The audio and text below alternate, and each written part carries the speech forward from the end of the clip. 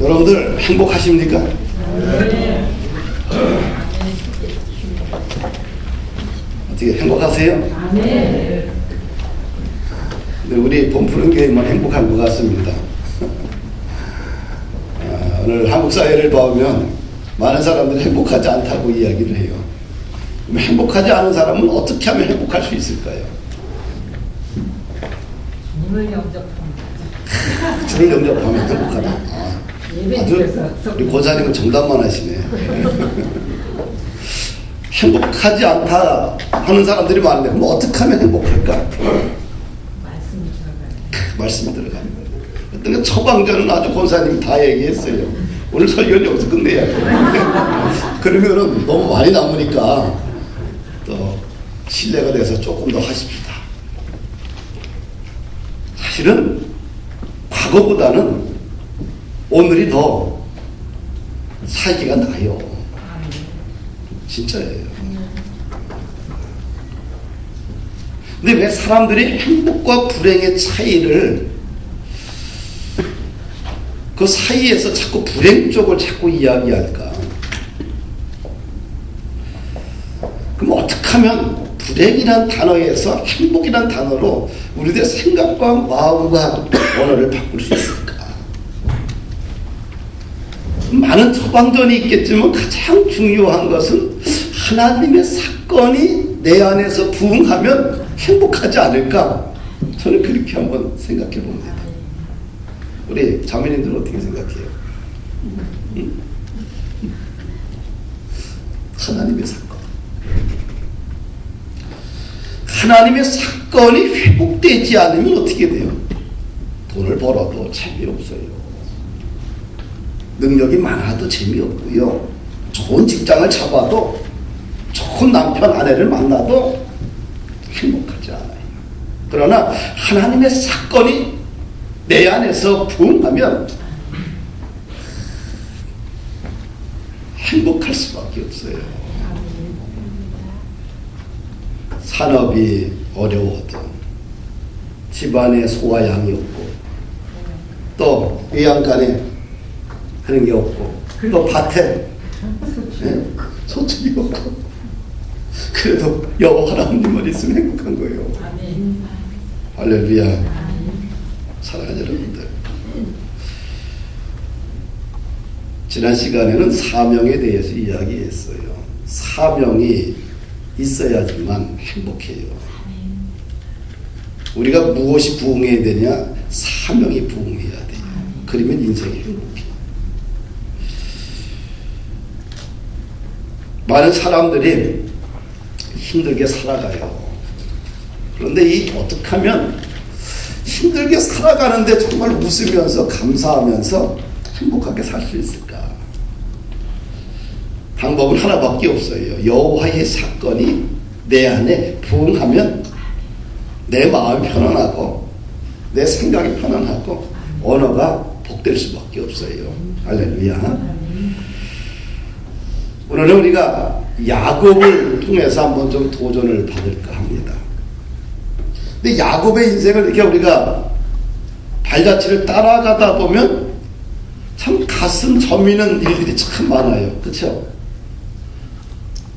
아주 편안한 인생을 살지 못했어. 참 힘든 인생을 산 게 야곱입니다.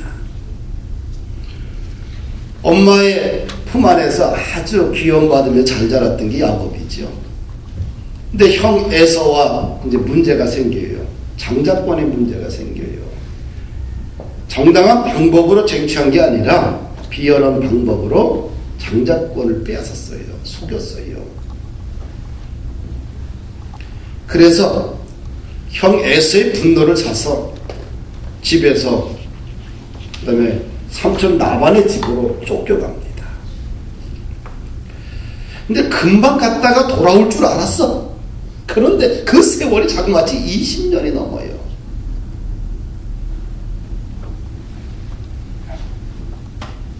삼촌 나반의 집에서 20년의 인생을 살아가는데 14년 동안 두 아내를 얻는데 자신의 모든 시간을 들여요. 아내를 하나 얻을 때마다 7년인 거예요. 동시에 두 사람을 죽어서 14년을 10원 한 장 주지 않고 밥만 먹이고 고생을 시켜요. 얼마나 퉁퉁 터지겠어요. 여러분 같으면 그 집에 있겠어요? 장인 집에? 아니죠. 근데 14년을 아무 말 없이 봉사를 해요. 그리고 6년 동안 임금을 받는데 임금을 10번이나 뒤바꿔요. 그리고 속여요. 가슴앓이를 많이 합니다. 참 얼마나 타양살이의 서러움을 많이 겪었어요. 20년간 자신의 삶을 이렇게 라반의 집을 떠나면서 이런 얘기를 해요. 낮에는 더위와 밤에는 추위를 무릅쓰고 눈붙일 겨를도 없이 지내었나이다. 그래서 라반의 집, 장인의 집을 이제 출발해서 고향으로 가는데 그 다음에 또 하나의 복병이 나타나요. 형이 400명의 군대를 이끌고 온다는 거예요. 20년 만에 만난 형이 400명의 군사를 끌고 온다는 거예요. 얼마나 두렵고 떨리겠어요. 한 방에 야곱은 죽겠구나. 그래서 야복강가에서 다 보내고 거기서 밤을 새워가며 씨름하며 기도합니다. 하나님과 영적 전투를 하지요. 그래서 하나님의 축복을 받았어요. 축복을 받고 나니까 더 이상 이제는 뭐예요? 형의 에서의 분노가 아니라 형과 동생의 아름다운 만남을 가져요. 20년 만에 형 에서를 만났는데 야곱이 이렇게 고백을 해요. 형님의 얼굴을 배운 적 하나님의 얼굴을 본 것과 싸우며 형님도 나를 기뻐하신답니다. 할렐루야. 그러면 형 따라 그냥 아버지 집에 가면 돼. 근데 안 가는 거야. 거기서 어디로 가요? 세겜성으로 가요. 근데 세겜성에 가서 어떤 일이 벌어지냐 하면 자신의 딸 디나가 성폭행을 당해요. 추장의 아들한테. 그러니까 오빠들이 얼마나 화가 나겠어. 그래서 세겜성 아들의 추장 아들에게 어떻게 돼요? 이야기를 해서 성주에게 이야기를 해서 내 딸을 내 동생을 주겠다. 그런데 조건이 있다. 우리는 할례를 해야 된다. 그래서 남자들을 다 할례를 시켜요. 그리고 가장 아프고 못 움직일 때 남자들을 다 죽여버립니다. 이 사건으로 인해서 야곱은 큰 두려움에 빠져요. 야곱의 자녀들 해봤자 몇 명이에요? 겨우 12명밖에 안 돼요. 그런데 가나안 땅에 그들이 거하고 있어요. 자기네 땅도 아니에요. 수도 적어. 남의 땅에 거하고 있는 거예요. 아버지 입장에서 얼마나 두렵고 떨리겠어요. 가나안 족속들이 칼과 창을 가지고 와서 몰살시킬 수 있잖아요. 아버지는 두려움에 빠집니다. 엄청난 야곱의 인생의 위기를 경험하게 되죠. 야곱으로서는 방법이 없는 거예요. 그럴 때 하나님이 또 찾아오셔서 그의 인생을 역전시킬 방법을, 처방전을 주셔요. 이것이 오늘 35장 말씀이에요. 하나님이 제시한 처방전은 첫째, 따라합시다. 베델로 올라가라. 베델로 올라가라. 우리 1절 말씀을 함께 좀 읽어보십시다. 시작.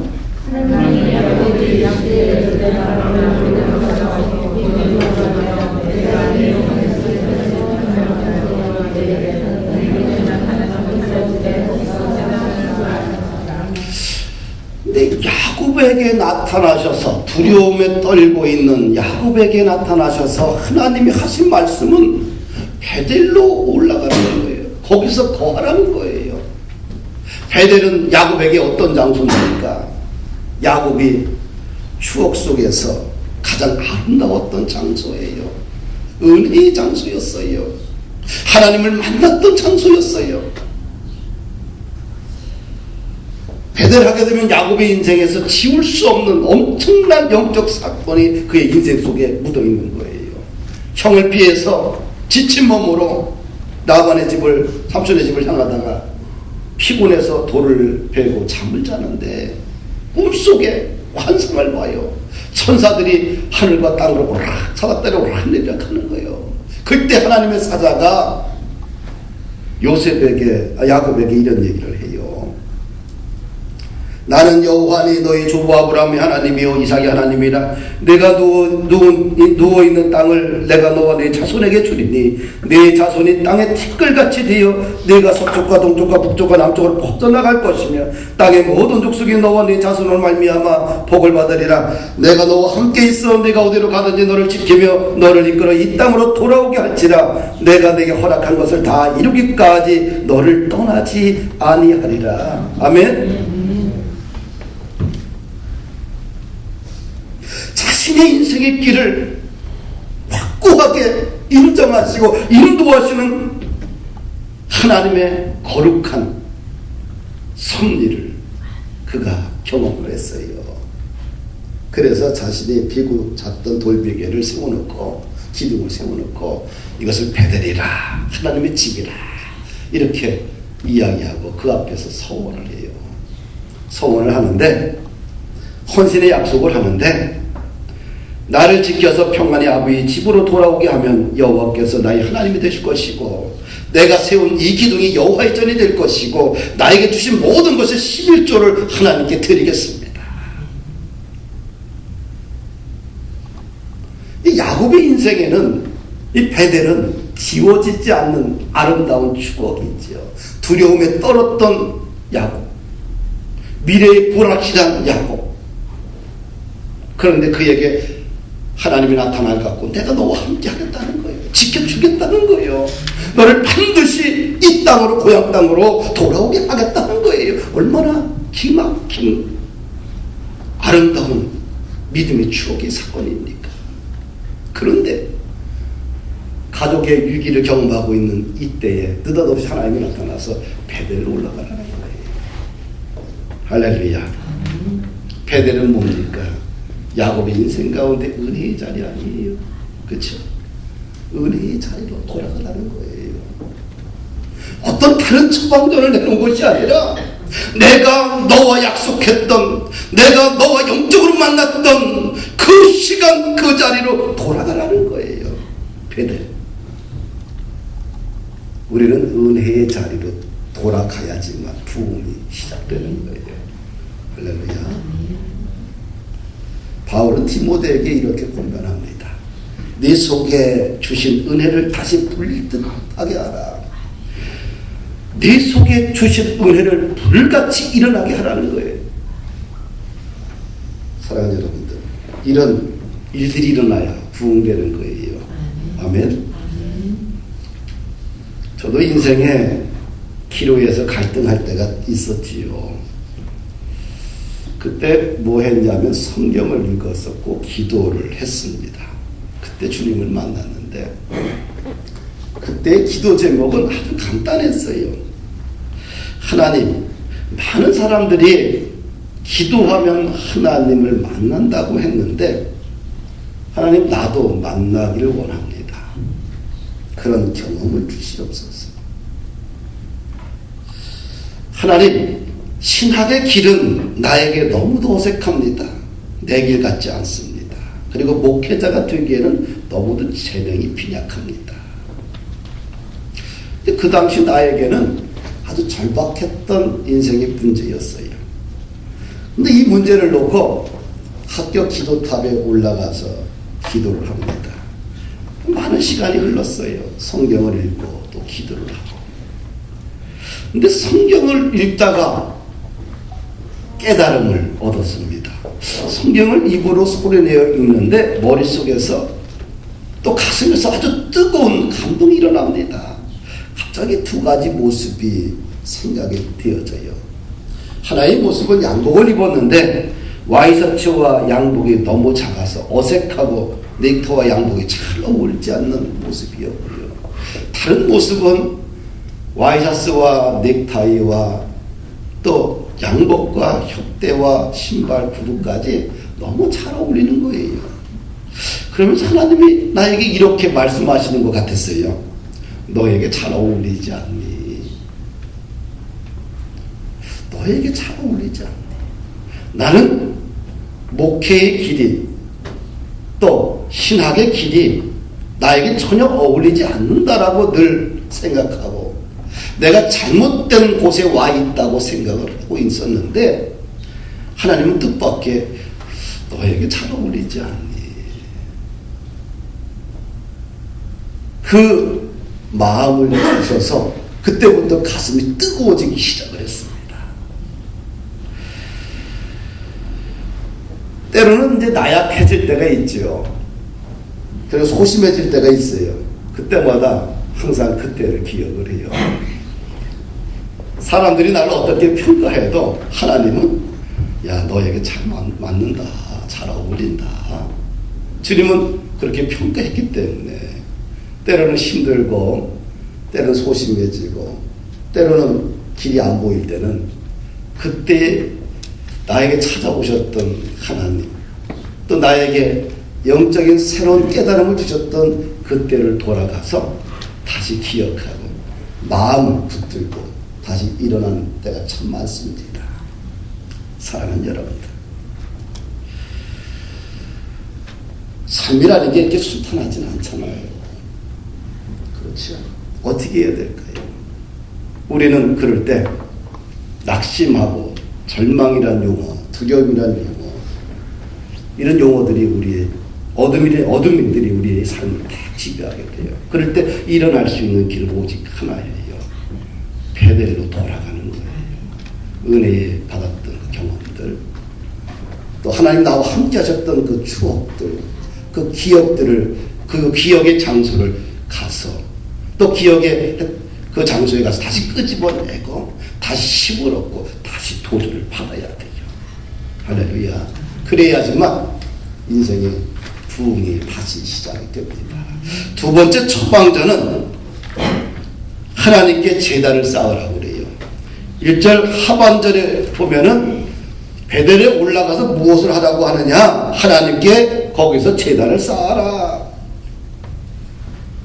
3절에 보니까 우리가 일어나 베델로 올라가자. 내 환난 날에 내게 응답하시며 내가 가는 길에서 나와 함께하자. 하나님께 내가 거기서 제단을 쌓으리라. 이 하나님의 말씀을 듣고 즉시 순종해요. 그렇죠? 내가 베델로 올라가서 거기서 여호와 하나님께 제단을 쌓을 것이다. 환난 날에 내게 응답하시는 여호와께 내게 제단을 쌓을 것이다. 할렐루야. 그래서 7절에 보니까 그가 제단을 쌓습니다. 야곱의 행동이 나와요. 제단을 쌓을 때 부흥이 시작됩니다. 아멘. 모든 실패와 낙담과 좌절과 고민과 갈등에서 해방되는 길은 제단을 쌓을 때입니다. 가장 바보스러운, 가장 어리석은 것 같지만 가장 지혜로운 방법입니다. 모든 것이 다 막혔을 때 동서남북으로 다니는 것보다 더 하나님 앞에 그 시간 예비하고 주님을 바라볼 때 오히려 그 위기를 탈출할 수 있는 지혜를 얻게 됩니다. 할렐루야. 아방 시대에는 이스라엘이 우상으로 판을 쳤어요. 그래서 바알과 아세라 선지자들, 우상을 섬기고 우상을 위해서 사역을 하는 사람들이 850명이나 있었어요. 어디를 가나 하나님을 예비하는 사람은 없고 다 우상 천지였습니다. 그때 엘리야 선지자가 이스라엘 백성들에게 말합니다. 너희들이 어느 때까지 둘 사이에서 머뭇거리느냐. 하나님을 선택하든 바알을 선택하든 둘 중에 하나를 선택해라. 근데 백성들이 머뭇거려요. 바알이 참신인지 여호와가 참신인지 모르는 거예요. 확신이 없는 거예요.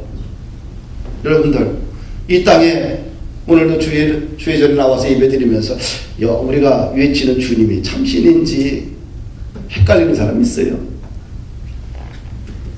그 당시 이스라엘 백성들은 머뭇거리고 있어요. 그래서 아하방을 비롯해서 모든 백성들을 불러 모아놓고 엘리야 선지자가 이렇게 합니다. 무너진 여호와의 단을 수축을 해요. 그때 그 단에 여호와의 불이 내려서 그 단을 다 태워버립니다. 응답을 받아요. 그 모습을 보고 나서 백성들이 여호와 하나님만이 참신이다. 할렐루야. 무너진 단을 다시 쌓을 때 이스라엘 백성들이 회복이 일어났어요. 부흥이 일어났어요. 가정이나 개인의 인생이나 지쳐있을 때, 힘들어졌을 때, 모든 것이 낭망하고 부서졌을 때 일어날 수 있는 힘의 에너지는 바로 예배할 때입니다. 할렐루야.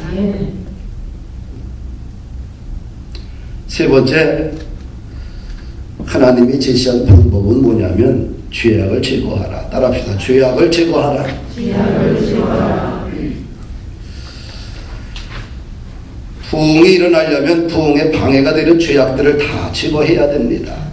2절을 보니까 야곱이 자기 집안의 모든 사람들을 마놓고 이야기합니다. 너희 중에 있는 이방 신상들을 버리고 자신을 청결하게 하고 너희들의 의복을 받고 입으라. 그리고 우리 베델로 올라가자. 하나님의 전에 나오는 사람들은 어떤 모습을 가지고 나와야 되느냐는 문제지요. 첫째로 어떻게 돼요? 이방 신상들을 버리라는 거예요. 야곱은 하나님을 만난 영적 경험을 가지고 있어요. 믿음의 사람이에요. 그러나 그의 아내들은 이방 바벨론의 풍습을 가지고 있어요. 그래서 라헬은 집을 떠나오면서 드라빔이라는 것을 가지고 수호신을 가지고 나와요. 이 드라빔이 뭡니까? 바벨론 사람들이 섬기는 우상 아니에요. 근데 하나님의 집 베델로 올라가서 예배 드리는 사람들이 뭘 버려야 되느냐? 버릴 게 있어요. 우상을 버려야 되는 거예요. 우상이란 하나님보다 더 사랑하는 것이 있다고 한다면 그것이 다 우상 아니겠어요? 그렇죠? 물질이 하나님보다 더 귀하다면 그것이 우상인 거예요. 자식이 하나님보다 더 귀하게 느껴지고 그러면 그것이 우상이에요. 내 인생의 첫 번째 차례는, 첫 번째 단추는 하나님이어야 되는데 하나님보다 다른 게 앞서 있게 되면 그것이 다 우상이라는 거예요. 마음의 중심이 자기의 고집으로 가득 차 있다면 그것도 우상이고, 절대로 자기의 생각을 바꾸지 않는다면 그것도 우상이고, 누가 무슨 말을 해도 나는 내 생각대로 살 거야, 하나님의 말씀해도 이것만은 양보 못해, 자기 고집대로 살아가는 것도 이것도 우상이고요. 탐심도 성경은 우상이다 말하고 있어요. 베델로 올라가는 우리들이 어떻게 해야 될까요? 예배를 드리기에 앞서서 먼저 우상을 버려야 돼요. 할렐루야.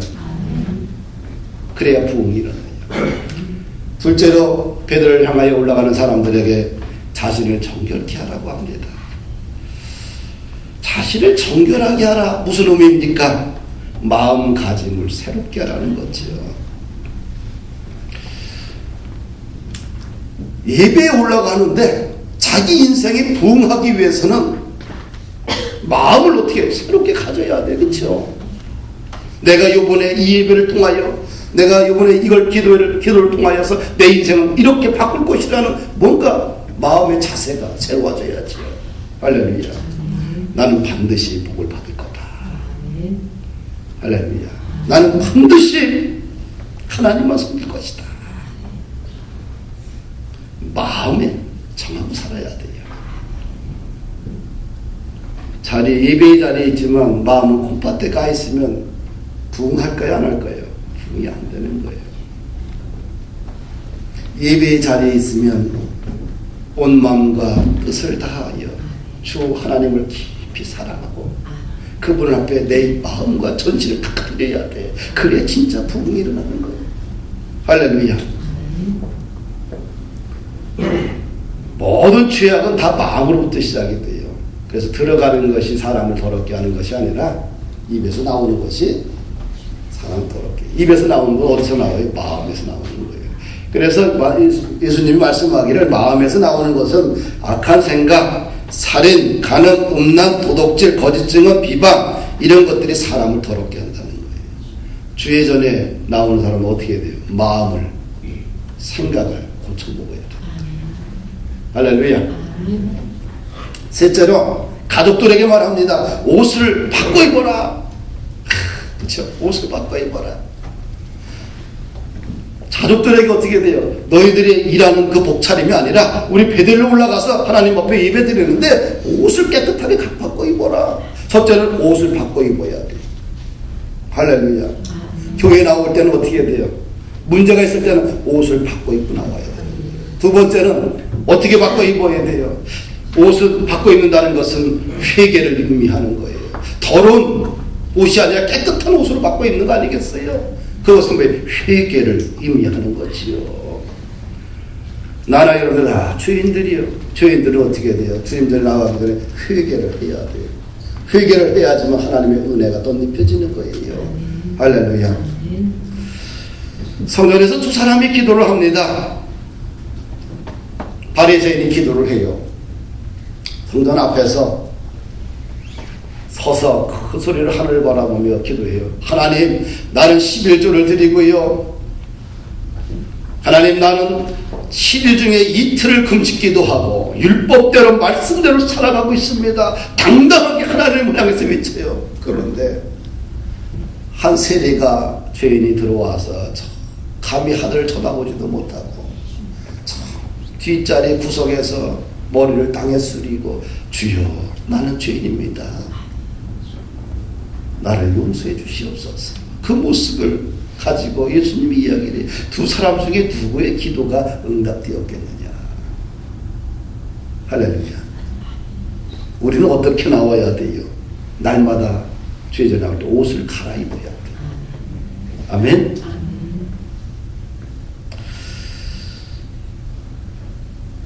그럴 때 우리 인생에 진짜 부흥이 시작되지 않겠는가. 아멘. 그러면 이런 모습으로 우리가 주님 앞에 드려지게 되면 우리 인생에는 반드시 그 결과가 있다는 거예요. 위기의 순간에, 두려움의 순간에 베델로 올라가라. 거기서 제단을 쌓아라. 제단을 쌓는데 어떤 모습으로 가야 될 것인가? 우상을 버리고 마음을 정하고 또 옷을 새로 갈아입고 올라갔어요. 그렇게 해서 제단을 쌓았어요. 그 결과 야곱에게 그럼 어떤 하나님의 은혜가 임했느냐? 우리 9절과 12절 말씀을 보게 되면 야곱이 축복을 받았어요. 따라합시다. 나도 야곱처럼 하나님부터 복을 받자. 할렐루야. 9절을 보니까 하나님께서 야곱에게 복을 주셨어요. 그리고 내 이름을 이제는 야곱이라 부르지 말고 내 이름을 이스라엘이라 불러라. 할렐루야. 이름을 바꿔주었어요. 야곱이라는 이름은 뒤꿈치를 잡다 빼앗다는 의미입니다. 그러나 이스라엘이라는 이름은 하나님과 겨루 이겼다, 하나님이 통치하신다는 뜻입니다. 뭡니까? 공식적으로 하나님으로부터 인정받았어요. 너도 언약의 자손이라는 거예요. 아브라함과 이삭과 같이 너도 언약의 자손이라는 것을 하나님께서 공표해 주는 거예요. 할렐루야. 인정받은 거예요. 이름이 바뀌었다는 것은 운명이 바뀌었다는 것이죠. 이것은 야곱의 인생의 새로운 부흥을 예고하는 것입니다. 예수님 제대로 믿으면 진짜 복을 받고 운명이 바뀌어요. 인생이 바뀝니다. 아멘. 예수님 제대로 믿으면 진짜 부흥해요. 믿어야 돼요. 믿읍시다. 11절과 12절을 우리 함께 읽습니다. 시작. 하나님이 그에게 이르시되 나는 전능한 하나님이라 생육하며 번성하라. 한 백성과 백성들의 중에가 내게서 나오고 왕들이 네 허리에서 나오리라. 내가 아브라함과 이삭에게 준 땅을 내게 주고 내가 네 후손에게도 그 땅을 주리라 하시고. 하나님이 야곱에게 나타나셔서 무슨 하나님이라고 그래요? 나는 전능하신 하나님이라는 겁니다. 야곱에게 하나님의 이름을 밝혔어요. 내 이름은 전능한 하나님이라는 거예요. 무엇이든지 다 할 수 있는 하나님이라는 거예요. 너에게 필요한 것을 다 해결해 줄 수 있는 하나님이라는 거예요. 전능한 하나님이라. 생육하고 번성하라. 성장하라. 왕들이 네 허리에서 나올 것이다. 씨의 축복을, 자손의 축복을 이야기하고요. 12절을 보니까 이 땅을 네 후손들에게 주리라. 땅의 축복까지 약속해 주셨어요. 할렐루야. 말씀을 마칩니다. 나도 내 인생이 부흥하기를 원합니다. 교회도 부흥하기를 원하고요. 내 인생도 부흥하기를 원합니다. 내 자녀들의 인생도 부흥하기를 원하고요. 내 가문도 부흥하기를 원합니다. 내 민족, 내가 하는 신학교도 부흥하고 내가 하는 모든 일들이 다 부흥하기를 원해요. 어떻게 하면 부흥할 것인가? 우리는 베델로 항상 올라가는 작업을 해야 돼요. 그리고 예배의 제단을 쌓아야 돼요. 그리고 하나님 앞에 나갈 때에는 항상 정결한 모습으로 버릴 것은 버리고 정할 것은 정하고 가야 돼요. 그러면 반드시 그 후에는 하나님이 예비하신 부분이 있지 않겠는가. 그래서 전능하신 하나님의 여러분들이 하나님이 되기를 주의 이름으로 축복합니다. 아멘.